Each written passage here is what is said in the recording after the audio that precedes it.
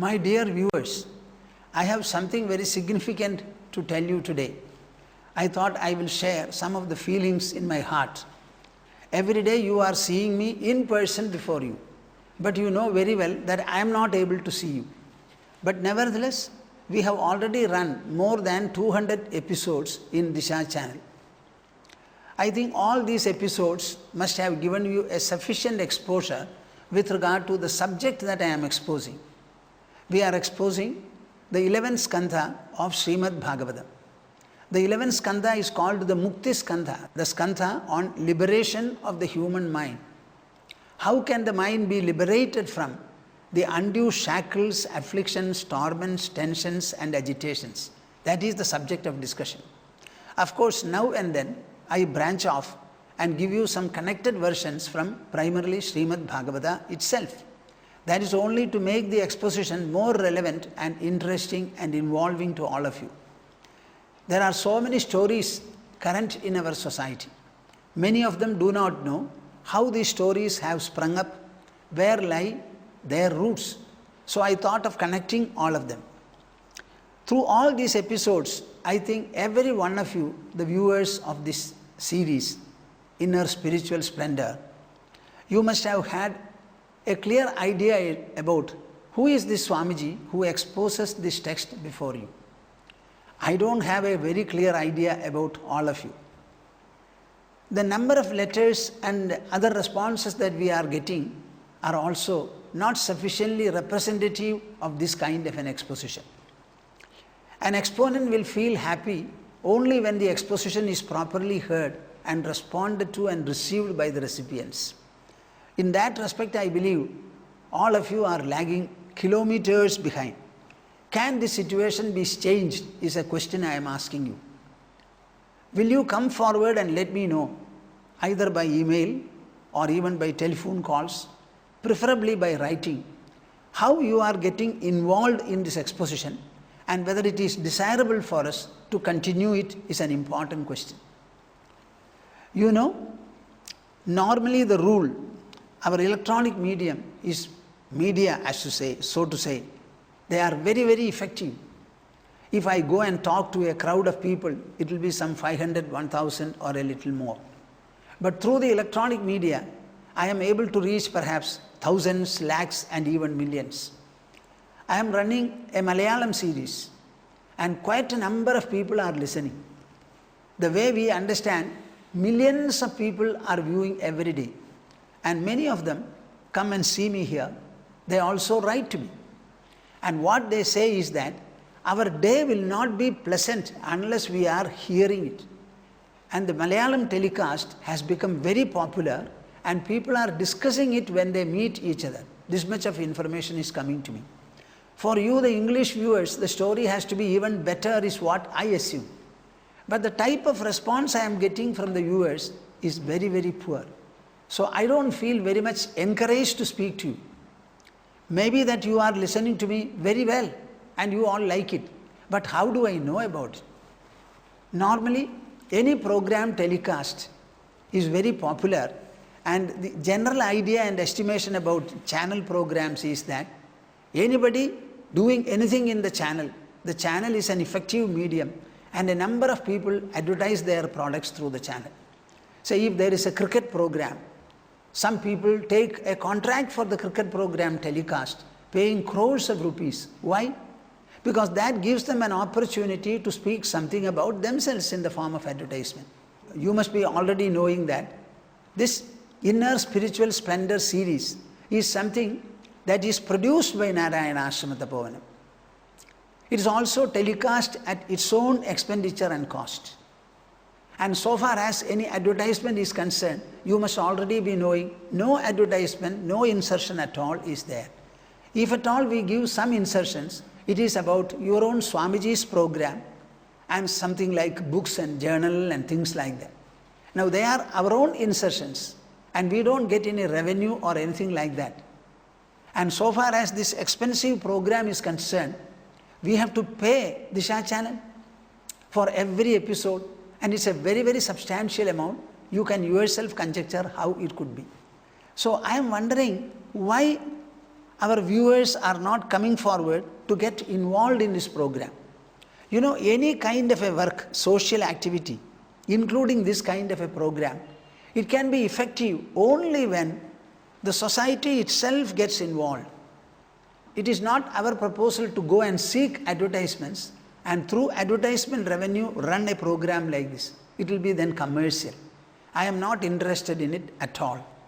Just like I go anywhere in the country or outside, some people invite me, we go there, a few people are collected, I talk to them, spend some time and we come away. Some people do make some offerings. That is how ashrams and institutions like this go on. But in this case, none of you has invited me for the program. It is our own launching. We thought that as part of our dissemination ideal for which Narayana Ashram Tapovanam exists, we will take up this program of telecast. Seeing the response from the Malayalam series, we thought our English viewers should not be denied the benefit of the exposure of something so precious like the Muktiskandha of Srimad Bhagavatam. So I am wondering why our viewers are not getting involved in this. It is for every one of you to think about it in a very serious manner. How can the ashram or the Swamiji for that matter continue with this program unless we liberally participate in it and share in it? Now, how better can I say that there has come a need? We have already run more than 200, as I told you. If this program is to continue, it will continue for another 200, another 200. In Malayalam series, we have already transcended more than 600 episodes. There may be another 250 to complete the 11th skandha itself. The same or even a little more can be the story with regard to the English series. So, I would like you to think and rethink about it. If there is a lack of awareness, let it be known very clearly that unless the viewers themselves come forward to participate in the running of this program, the program cannot be managed by an ashram like ours, a spiritual institution like ours. We have the wish, we have the will, we also have the readiness to do. But our hands will have to be strengthened by as many people as possible. And so far as I am concerned, I can only talk to you, the viewers. You are the beneficiaries and you have to be the participants, supporters and sharers. I hope this message will be rightly appreciated by all of you. See, I was discussing the 41st verse of the 5th chapter of 11th skandha. Devarshi bhuta aptanranam pidrinam na kinkaro nayamrni charajan sarva atmanaya sharanam sharanyam gato mugundam parihritya kartam. Every one of you is in one way or another a devotee of the Lord. That cannot be questioned. You certainly have devotion. The measure of devotion, the quality of devotion, the depth and refinement, the degree of wholesomeness of it. In these respects alone, there can be individual differences. Devotion as a trait or as a pursuit or as an emotion, every one of you have. Now here the point is, Srimad Bhagavatam wants you to develop this devotion to such an extent that you totally depend upon God and God alone for your correction, your ennoblement, for enhancement of your devotion and make it as full as possible.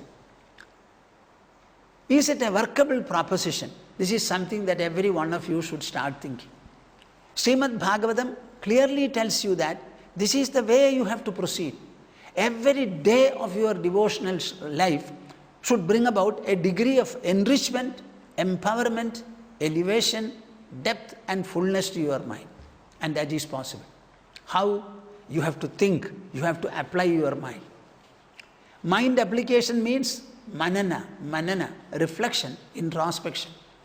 The application of the intelligence means trying to inquire into, understand, assess and improve your knowledge.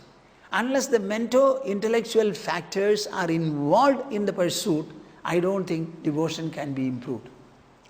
So he says that Deva Rishi Bhuta Aptanrinam Pidrinam. We are generally asked to perform something in the way of Deva Yajna, Pidri Yajna, Rishi Yajna, Bhuta Yajna. All these yajnas we are supposed to do. It's an obligation. Now Bhagavatam comes up and says that, no, not at all. If there is one who has taken to devotion in a wholesome manner, and he feels he is completely resting on the feet of the Lord, he has taken refuge under him, parihritya kartam, dropping and eschewing even the feeling of egoism about anything that he does or has done. When that ego also is suspended, the whole universe is God's. I am only a part of this earth. The earth is God's, air is God's, I am also God's. I have nothing to claim as my own, either about matters around me, including the body, or whatever I have done and whatever I have got as a result. Nothing belongs to me. Parihritya kartam, gato mugundam sharanam sharanyam sarvatmana ya. It is called that sarvatma sharanagati, an all-fold, a wholesome and a full-fold seeking refuge under. A person who has done it, he can never be na kinkaro nayamrini rajan. He cannot be a servant of devas. He cannot be a servant of the departed souls. He cannot be a servant of any bhuta or anybody whatsoever. Nayamrini.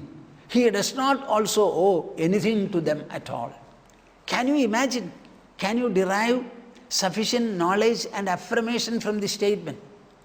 A person whose mind and whose intelligence are completely resting upon God, that restfulness, if it has become wholesome, that person is completely liberated from all kinds of obligations, either to the visible things here or the invisible things above. This kind of a blanket statement is made by Srimad Bhagavatam. My dear viewers, do you understand the depth and the wholesomeness of this statement? This is the verse I am in. Before that, what did I say? Dhyayam sada paribhavagnam abhishtadoham. Dhyayam sada paribhavagnam abhishtadoham. Devotion is a pursuit by virtue of which all kinds of lack, insufficiency, denial, or otherwise of the mind will completely be cured and redressed. A devotee need not and should not have a feeling of cheerlessness at any time. Whatever be the cause of his or her suffering, it is for God to redress it. Dhyayam sada paribhavagnam abhishtadoham. On the one hand, devotion is powerful enough to redress all your grievances and lacks, and on the other hand, it is also powerful enough to bestow upon you whatever you have as a desire, even in a dream. Abhishtadoham. Whatever is the abhishta, whatever you love, desire, or otherwise want to have, that will also be provided.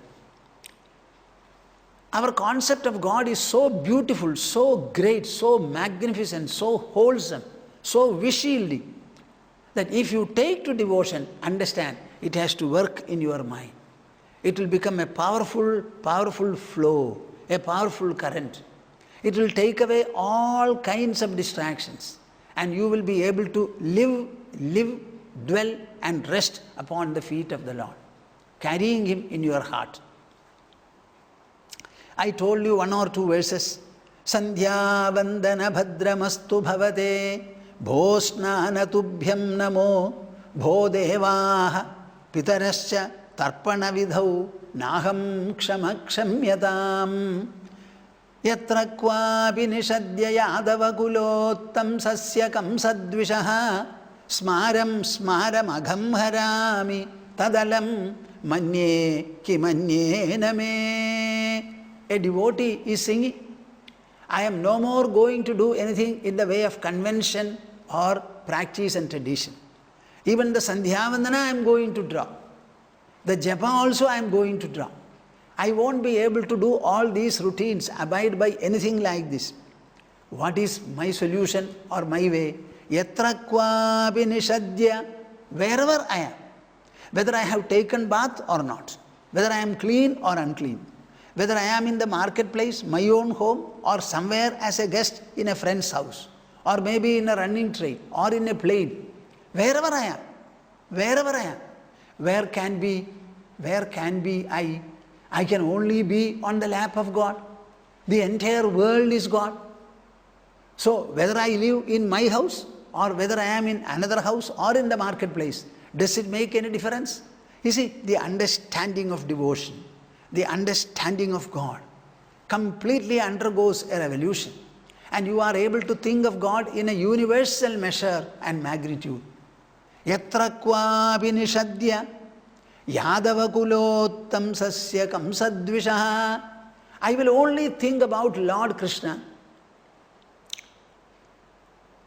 who was constantly hated by Kamsa, who had to kill him also in the end. See, that Yadavakula, the jewel of the Yadavakula, smaram, smaram, I will only remember. I am not going to read. I am not going to listen to expert narrations. I will only remember. And by that process, haramita dalam manye ki manye name agham. All the sin, all the slips, all the errors, all the stain, everything I will remove. I don't require anything else. See, a devotee utters in this manner. What do you think of it? What prevents you from feeling in the same manner and declaring in this manner? You also have a mind. You also have devotion. Being a devotee, why don't you declare like this? I will only remember my Lord. I will only remember my Lord. And by that memory, every kind of a sin I have committed or I am committing or I am likely to incur, everything will be removed. No other source of refuge for me. This kind of an absolute feeling you must have. Now, what is devotion then? Devotion is a kind of sublimity and assurance, a kind of a powerful flow of your own mind, by virtue of which you get engulfed more and more. And all the doubts get vanished. All the doubts vanish. All the indecisions go away. All the fear flees. Nothing is there. Your mind becomes clear, clarified, better it becomes. We had a very elderly man, 90 years old. He was a Brahmin in Kerala. He lived only maybe more than 100 years back. One day he went to the Guruvayur temple, stood in front of the Lord Mahavishnu there, and he said, I am already very old. I don't know how long I shall live. It does not matter. Maybe my body has become infirm. My tongue, it's not very clear in its speech. So many impediments are there. But I am going to say very clearly, my Lord, whatever be the duration of my life hereafter, using that, I will completely depend upon you, the merciful Lord. And that dependence will be a sufficient assurance for me. I will save myself. He puts it in a very graphic, beautiful manner.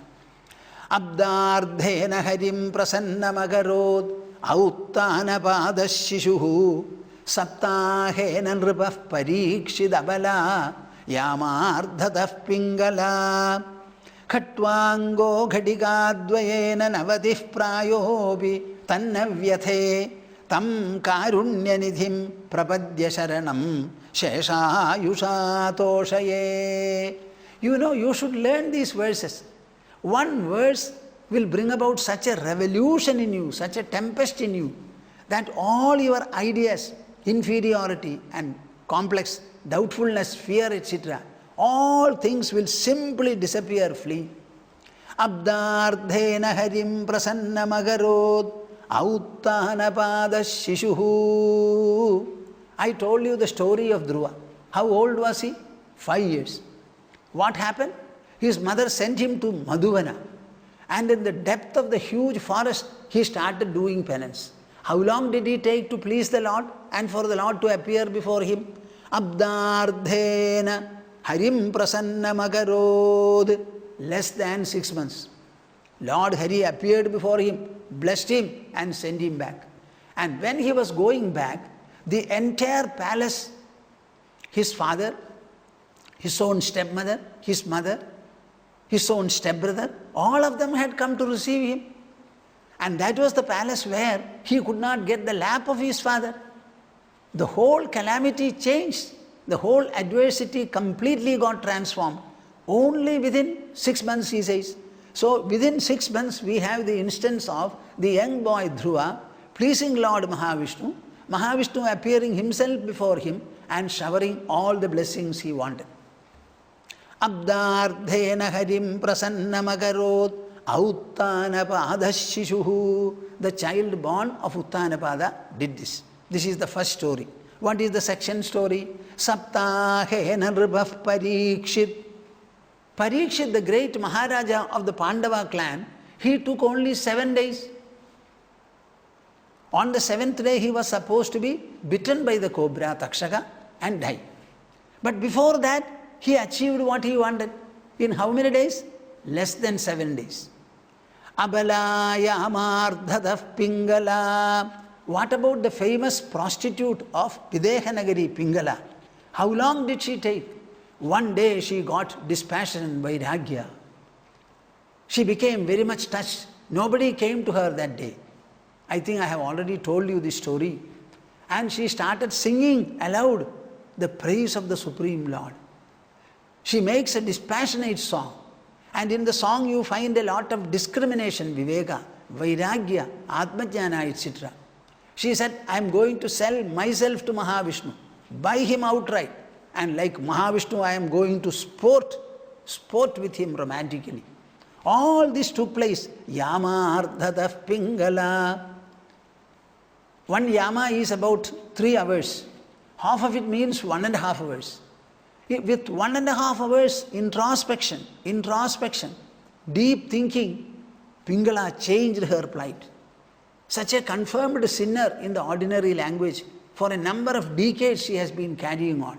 One day, night, the whole picture changed and she became a chosen devotee and winner of the Lord.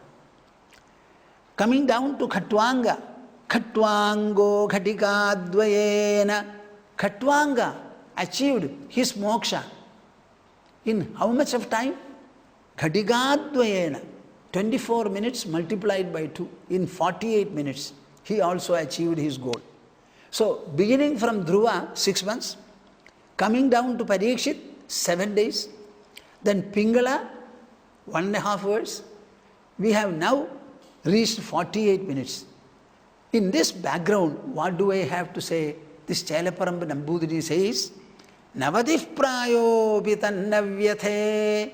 It is true that my body has become 90 years old, but it matters little to me. Maybe I am going to live for 1 day, 2 days, 1 month, 1 year, or 1 decade, or half a decade.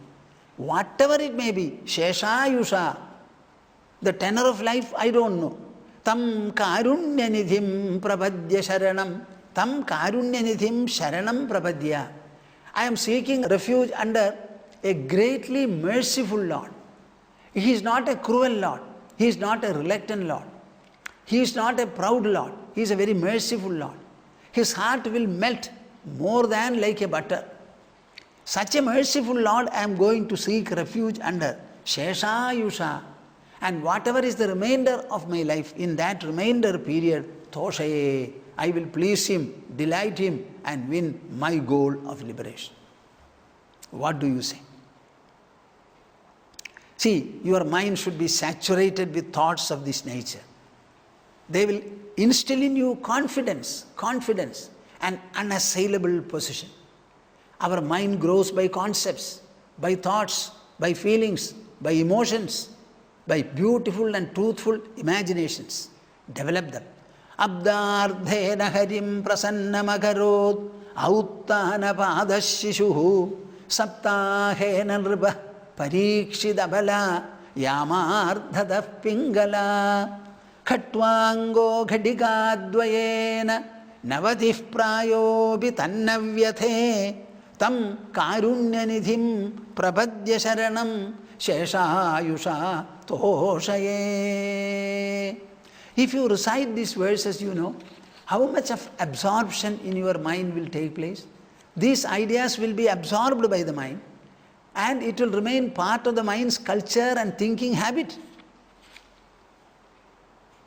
Lokesha chaitanyamaya deva Shrikanta Vishnu bhavadajnayaiva Pradhasamuthaya tava priyartham samsarayatram anuvartayishye.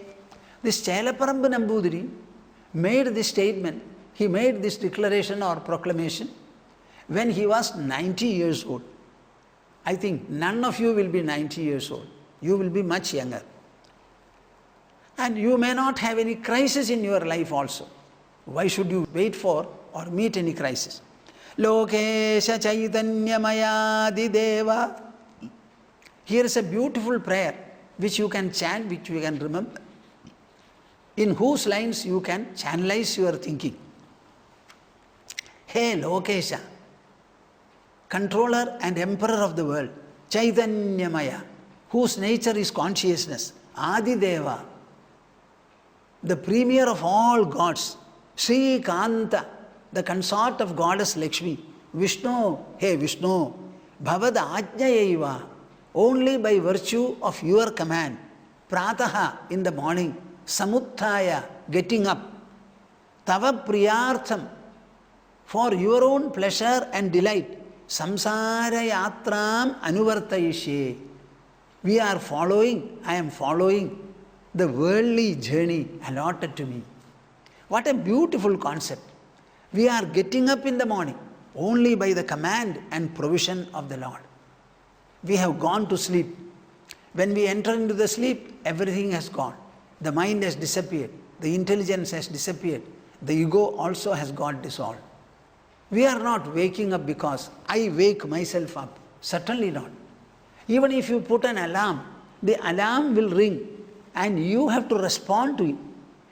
So somebody from within you will have to activate your ear, then only you will listen to it.